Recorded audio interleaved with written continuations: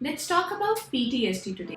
Assalamu alaikum. I'm Taira Javed. I'm a consultant psychologist and a hypnotherapist. I've been working as a head consultant at Pehchan Clinic that aims to provide online resources to create mental health awareness and help destigmatize all the concerns related to mental health. It also provides awareness by holding different workshops and seminars. If you want to check about their resources, you can go to their social media handles. The links would be linked in the description box below.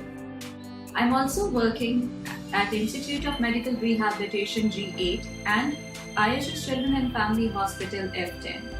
This month at Pehchan, we'll be talking about trauma, how trauma leads to PTSD, and how PTSD affects mental health and your personality, specifically your self-esteem. And on top of that, we'll also be providing you with certain strategies to boost your self-esteem to have a better and productive life.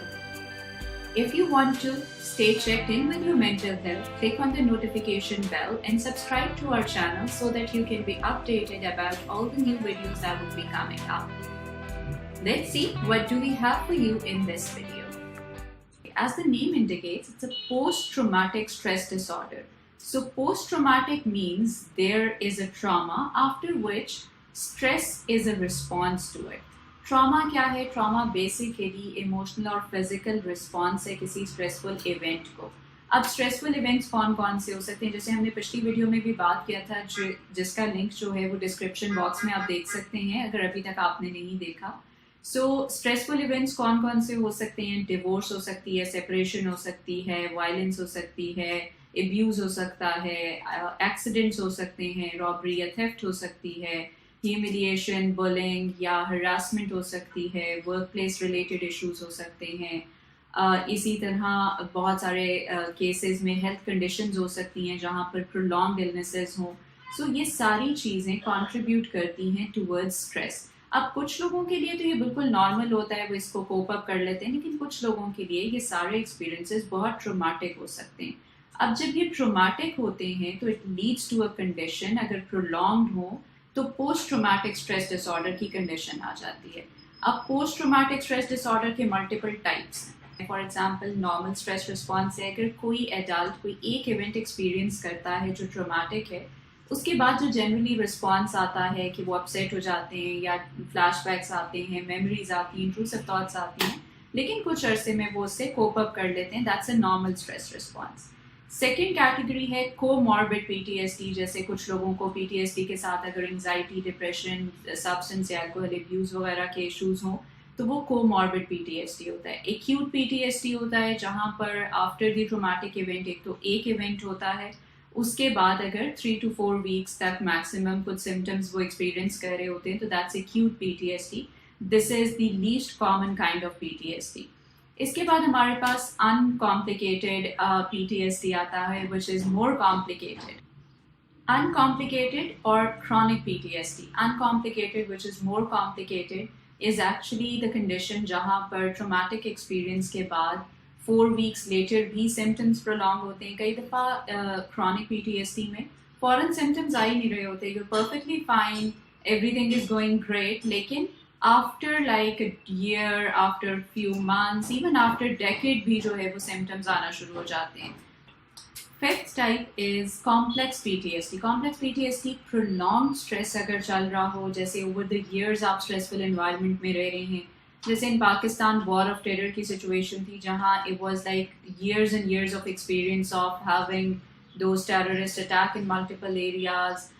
Waziristan वाना की situation, Swat operation. सो वो हम लोगों में being citizens of Pakistan एक traumatic experience create हो रहा था, और हमारे अंदर जो सिम्टम्स आ रहे थे जिसमें फियर था, इंट्रूसिव थॉट्स थे, एवॉइडेंस आ रही थी कुछ जगहों पे जाने से, उस तरह के जो एक्सपीरियंसेस होते हैं they are actually known as complex PTSD. जैसे बच्चे अगर throughout the childhood child abuse suffer कर रहे होते हैं या वायलेंस देख रहे होते हैं, specially domestic violence, parental conflicts, so उनमें generally PTSD, complex PTSD develop होने के चांसेस होते हैं. If you talk about the statistics, तो स्टेटिस्टिक्स में 1 in every 3 person जो ट्रॉमा फेस करते हैं या सफ़र करते हैं, देयर आर चांसेस कि वो PTSD डेवलप करते हैं. फीमेल्स में PTSD ज़्यादा होता है, 7 to 8% of total population generally diagnose होती है PTSD से, और 20% of the world's population is undiagnosed complex PTSD, क्योंकि हमें समझ ही नहीं आ रही होती कि जो सिम्टम्स हम फेस कर रहे हैं they are basically symptoms of complex PTSD. Now let's talk about symptoms and signs of PTSD. To understand, इसको 4 categories में इन symptoms को divide किया गया है. पहला symptom है which is avoidance, दूसरा है intrusive thoughts, the third is negative changes in mood and thinking patterns, and emotional and physical responses. So when you talk about avoidance, तो avoidance basically क्या है, आप avoid करते हैं या उन इवेंट्स उन टॉपिक्स के बारे में बात करने से जो ट्रॉमेटिक एक्सपीरियंसेस होते हैं या ट्रॉमा की तरफ लीड कर रहे होते हैं.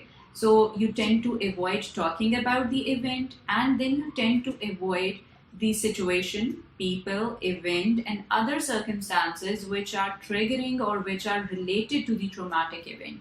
सो उन चीज़ों से अवॉइडेंस. फॉर एग्जाम्पल, अगर एक बंदा है उसने किसी वक्त ट्रॉमा एक्सपीरियंस किया था अबाउट अ थेफ्ट और अ रॉबरी, सो जब उससे आप पूछेंगे तो वो अवॉइड करेगा, वो आपको डिटेल्स नहीं बताना चाहेगा. he'll be like changing the topic or just giving a brief summary of it, not going into the details. इसी तरह वो उस जगह को probably अवॉइड कर सकता है, उन लोगों को अवॉइड कर सकता है जिनकी सराउंडिंग्स में ऐसा कुछ हुआ था, या उस तरह के सर्कमस्टांस को अवॉइड कर सकता है. So this is the avoidance symptom.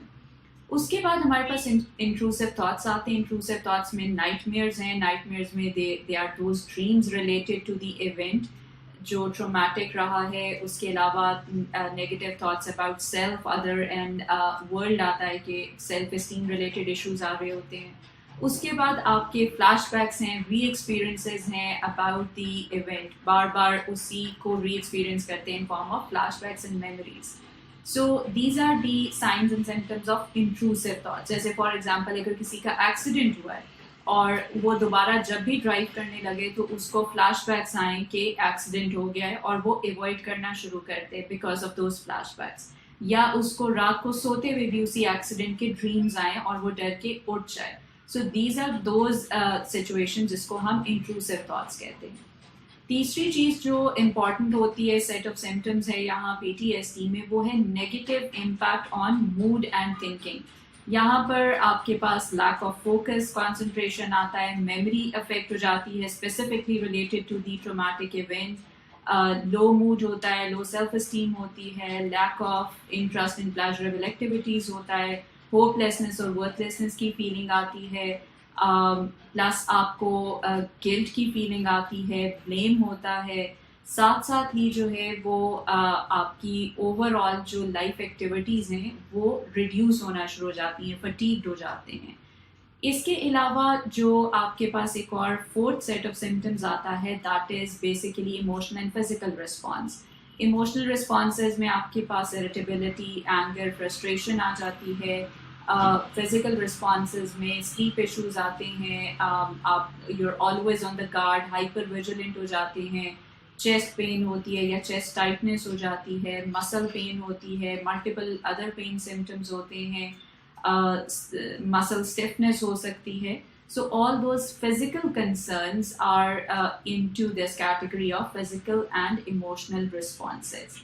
So this is actually a brief criteria of PTSD. अब ये develop कैसे होता है? ये basically एक cycle में develop हो रहा होता है. When you're in that traumatic event, that's an emergency stage or impact, जहाँ पर you're trying to cope with the shock, you're trying to come out of that traumatic event. जब आप उससे निकल आते हैं तो you're into the second stage, जहाँ जनरली डिनाइल होती है. डिनाइल क्या होती है कि आप रिफ्यूज़ कर देते हैं कि ऐसा कोई इवेंट नहीं हुआ in order to cope with the stressful impact of that traumatic event.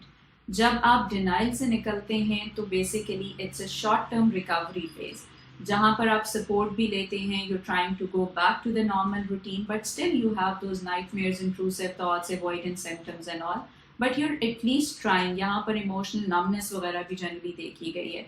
But after this short term recovery phase you enter into a long term recovery phase, जहाँ पर आप प्रॉपर असिस्टेंस, प्रोफेशनल हेल्प लेते हैं, and you try to overcome with all the symptoms. And let me assure you, PTSD के लिए बहुत effective treatment strategies अब मौजूद हैं, और लॉन्ग टर्म रिकवरी फेज में जब आप थेरेप्यूटिक हेल्प और मेडिसिन के साथ अपना ट्रीटमेंट कंप्लीट करते हैं तो you're perfectly fine.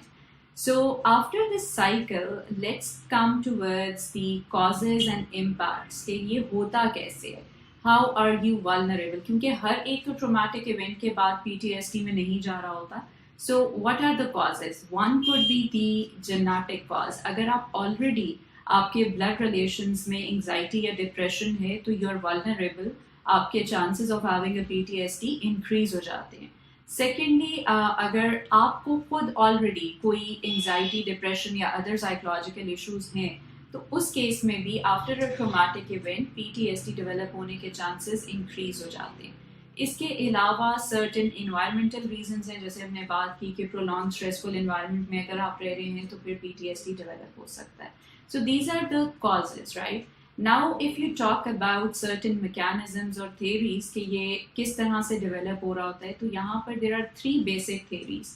The first theory is the biological theory. Biological theory ये कहती है कि अगर आप बहुत ज़्यादा stressful environment में रह रहे होते हैं तो आपके ब्रेन के जो लिम्बिक सिस्टम है, हिपोकैम्पस है, उसके वॉल्यूम्स में डिफरेंस आना शुरू हो जाता है, वो अफेक्ट हो जाता है. ये वो एरियाज हैं जो आपके इमोशंस और आपके मेमोरी से लिंक्ड होते हैं. ब्रेन स्कैन्स ने इंडिकेट किया है कि वो लोग जो प्रोलॉन्ग ट्रॉमा में रहते हैं उनके वॉल्यूम ऑफ लिम्बिक सिस्टम या हिपोकैम्पस में डिफरेंसेस देखे गए हैं, जिसकी वजह से ऑल द टाइम वो एक ऐसे स्टेट में रहते हैं जो कि स्ट्रेसफुल होती है. उसकी वजह से PTSD कॉज हो सकता है.